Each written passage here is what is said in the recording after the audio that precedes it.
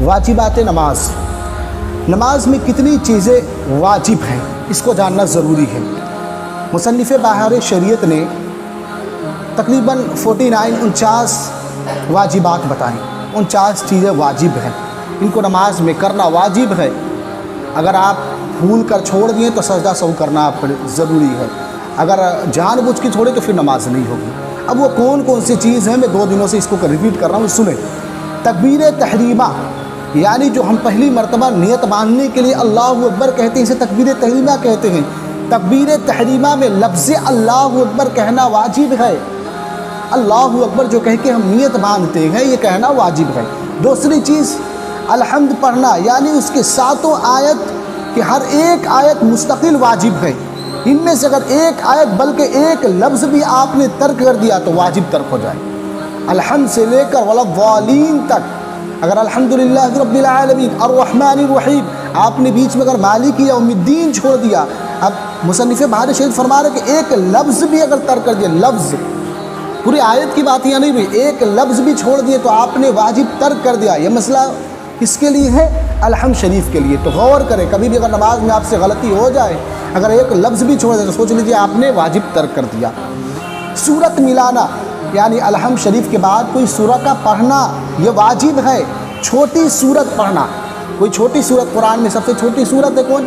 اِنَّا أَعْطَيْنَاكَ الْكَوْثَرَ فَصَلِّ لِرَبِّكَ وَانْحَرْ إِنَّ شَانِئَكَ هُوَ الْأَبْتَرُ، یہ سب سے چھوٹی سورت ہے۔ یا 3 چھوٹی آیت پڑھنا، قرآن کی سب سے چھوٹی آیت کون ہے؟ میں بار بار بتا رہا ہوں، سورہ مدثر کی آیت ہے ثم نظر ثم عبس وبصر ثم ادبر واستكبر۔ الحمدللہ پڑھنے کے بعد اگر آپ نے اتنی آیت پڑھ لی تو آپ کی نماز ہو گئی، کم سے کم اتنی آیت پڑھنا آپ پر واجب ہے، یہ 3 آیت۔ اب اس کے بعد نماز میں، فرض نماز میں پہلی 2 رکعتوں میں قرات کرنا واجب ہے۔ فرض نماز میں مطلب فرض نماز جو پڑھ رہے ہیں ہم، عشاء کی 4 رکعت فرض پڑھ رہے ہیں نا، تو اس کی پہلی 2 رکعتوں میں قرات کرنا واجب ہے۔ بقیہ اگر 2 میں آپ نے نہیں بھی کیا، الحمدللہ کی مقدار کھڑے رہیں تو آپ کی نماز ہو جائے گی۔ اس چیز کو یاد رکھیں، 2 رکعتوں میں آپ کو قرات کرنا واجب ہے، ضروری ہے آپ کے لیے الحمد۔ اور اس کے ساتھ سورت ملانا، فرض کی 2 پہلی رکعتوں میں الحمدللہ کے ساتھ سورت ملانا، کس میں؟ فرض کی پہلے 2 رکعتوں میں، صرف فرض کی پہلے 2 رکعتوں میں الحمد کے ساتھ سورت ملانا۔ الحمدللہ رب العالمین پڑھے، اس کے بعد کوئی سورت کا پڑھنا واجب ہے۔ مگر نفل نماز پڑھ رہے ہیں، وتر نماز 3 رکعت ہے اور ہر رکعت میں سورت ملانا ان میں واجب ہے۔ اب اگر آپ سنت پڑھ رہے ہیں ظہر کی 4 رکعت تو ان میں ہر رکعت میں آپ سورت ملائیں گے، ہے نا؟ الحمدللہ پڑھیں گے پھر کوئی سورت پڑھیں گے، الحمدللہ پڑھیں گے کوئی سورت پڑھیں گے۔ بات سمجھ میں آ رہی ہے نا آپ کو؟ تو آپ کو سنت، نفل، وطر میں تمام رکعتوں میں، کیونکہ آپ کے اندر سوال ہوگا کہ حضرت یہ کہیں کہ مغرب میں جیسے آپ کو 3 رکعت پڑھنی ہے تو صرف 2 رکعتوں میں آپ کو سورت ملانا واجب ہے، مگر 1 رکعت میں صرف الحمد پڑھا جاتا ہے نا؟ آپ کو معلوم ہوگا 1 رکعت میں سورت نہیں ملاتے ہیں فرض میں، مگر اگر سنت 4 رکعت پڑھیں گے تو 4 رکعت میں آپ کو الحمدللہ کے ساتھ سورت ملانی ہے۔ یہ چیز کو یاد رکھیں۔ الحمد کا سورت سے پہلے پڑھنا یہ واجب ہے، یعنی ایسا نہیں کہ پہلے سورت پڑھ دی پھر الحمدللہ، آپ نے واجب ترک کر دیا۔ پہلے الحمدللہ رب العالمین پڑھنا ہے پھر آپ کو سورت پڑھنی ہے۔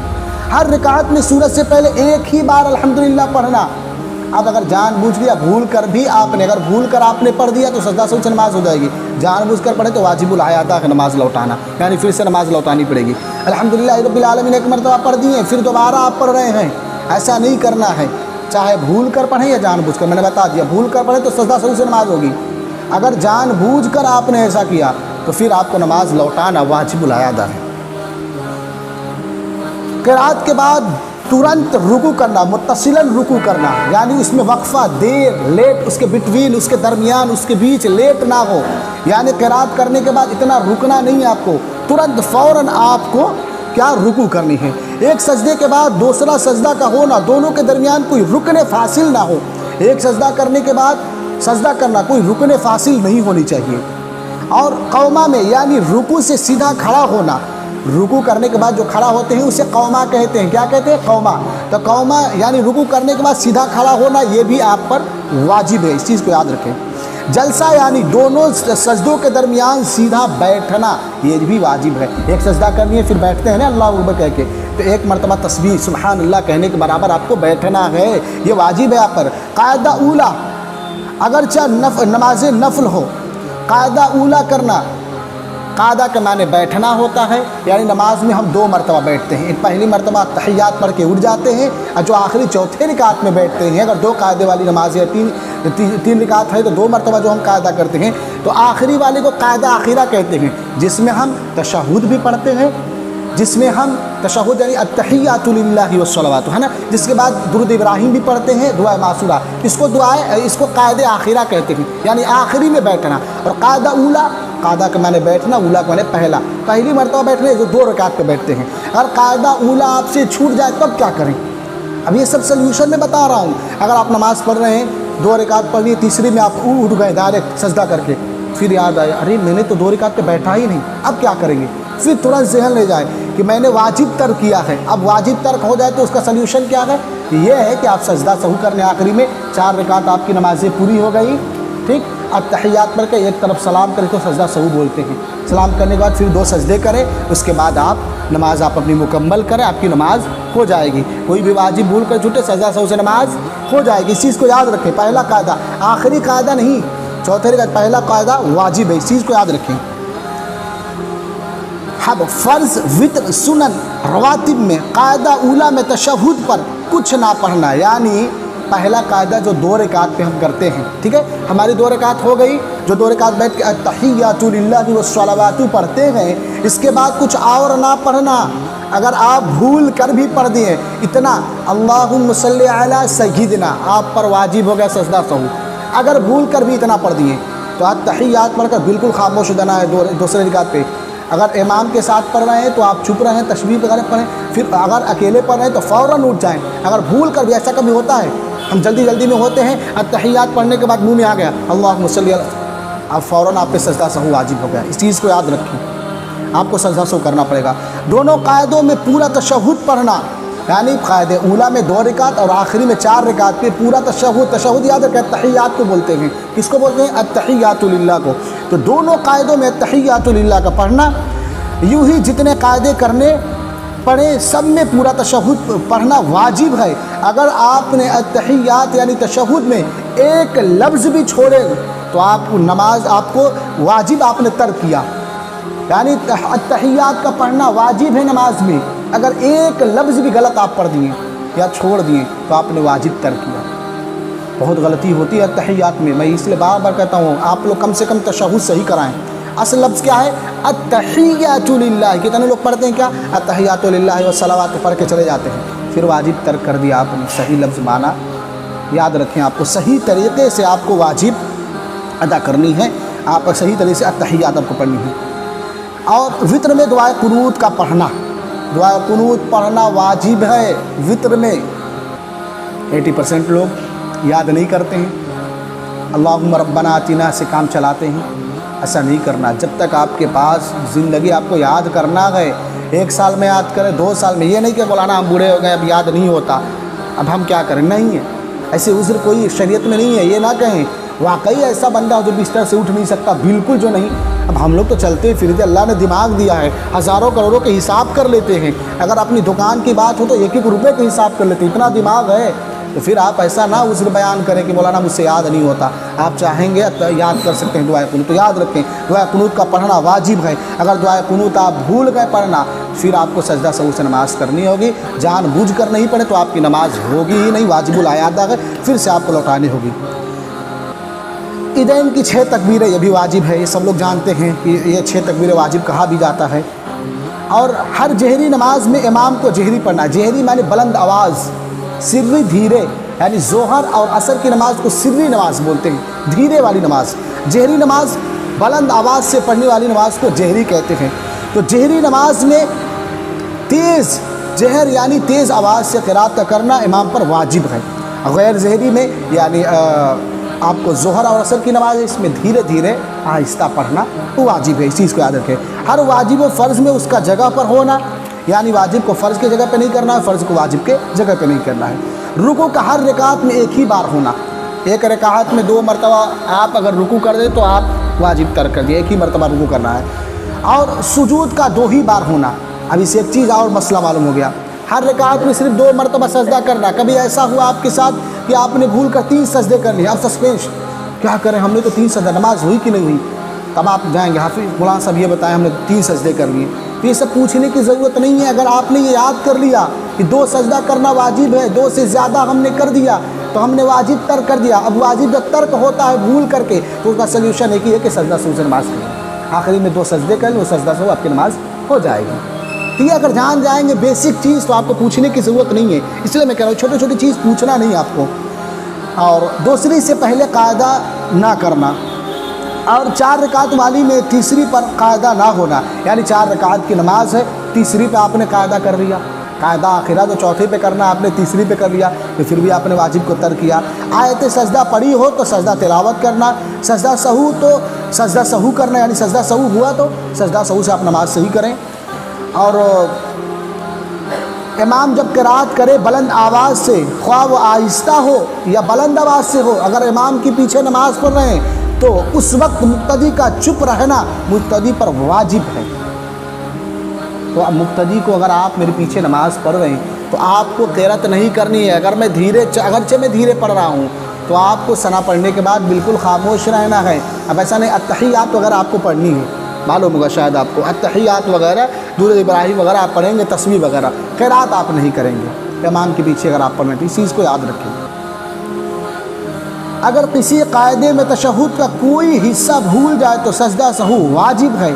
اگر کسی قاعدے میں قاعدہ اولا ہو یا قاعدہ آخرہ ہو کوئی حصہ بھول جائے، تشہد کا کوئی حصہ بھول جائے تو سجدہ سہو واجب ہے۔ کوئی حصہ، تشہد میں نے بار بار بتایا التحیات للہ کو تشہد کہتے ہیں، کوئی حصہ اگر آپ بھول جائیں تو آپ پر سجدہ سہو واجب ہے، چیز کو یاد رکھیں۔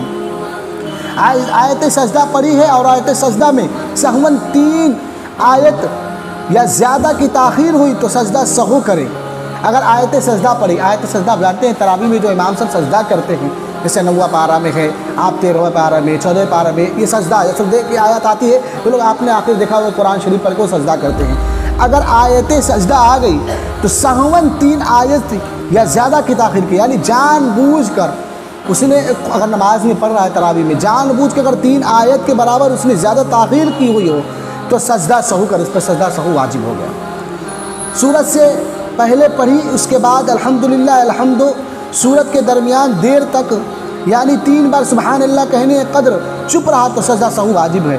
یعنی سورت پہلے پڑھی اس کے بعد الحمدللہ، یا الحمدللہ اور سورت کے درمیان دیر تک، یعنی پہلے سورت پڑھ لیا، الحمدللہ پڑھ لیا ہے نا، میں نے الحمدللہ پڑھ لیا، امام کیا آپ پڑھ رہے ہیں، اب الحمدللہ کے بعد فوراً آپ کو کیا کرنا ہے، سورت ملانی ہے۔ اگر 3 بار سبحان اللہ کہنے قدر آپ چوپ رہیں، 3 مرتبہ سبحان اللہ سبحان اللہ سبحان اللہ 3 مرتبہ کہنے کے قدر یعنی اتنی مقدار میں آپ چپ رہیں تو آپ پہ سجدہ سہو واجب ہے، اس چیز کو یاد رکھیں۔ اور 2-3 مسئلے ہیں، سن لیں، واجبات نماز ختم کر دوں گا میں۔ الحمد کا ایک لفظ بھی رہ گیا تو سجدہ سہو کریں، یہ پہلے میں نے بتا دیا۔ جو چیزیں فرض واجب ہے مقتدی پر واجب ہے کہ امام کے ساتھ انہیں ادا کرے، جو چیزیں فرض واجب ہے مقتدی پر اس پر واجب ہے کہ اپنے امام کے ساتھ اسے ادا کریں، بشرطے کسی واجب کا تعرض نہ پڑھے، یعنی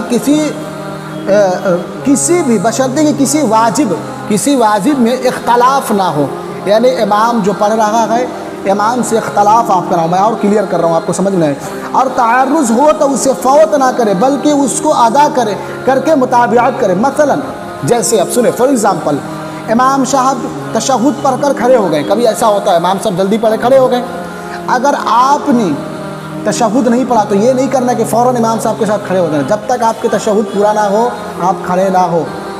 دوسری رکعت میں سے امام صاحب نے جلدی پڑھ کر اگر کھڑے ہو گئے امام صاحب تو آپ کو تشہد پورا کرنا ہے، کیونکہ واجب ہے، واجب میں مطابق آپ کو اس میں نہیں کرنے تشہد میں۔ اگر آپ کو 2-3 لفظ رہ گئے ہیں، آیت ایک رہ گئی تو اس میں کیا کرنا ہے، آپ کو پوری تشہد پڑھنے کے بعد التحیات للہ والصلوات والطیبات السلام علیک ایھا النبی ورحمۃ اللہ وبرکاتہ اتنا کہیں، امام صاحب آپ سے پہلے اٹھ گئے، تب یہ نہیں کرنا کہ فوراً امام صاحب کے ساتھ اٹھ جانا ہے، آپ کو پوری کرنا ہے، اس کو پوری کر کے پھر آپ اٹھیں گے، یہی یہ کہنا چاہ رہے ہیں۔ اس چیز میں امام صاحب کی مطابقت نہیں کرنی ہے، اور باقی میں अब दूसरी चीज़ کہ امام تشہد پر کھڑا ہو گیا، مقتدی بھی اسے پورا کر واجب ہے۔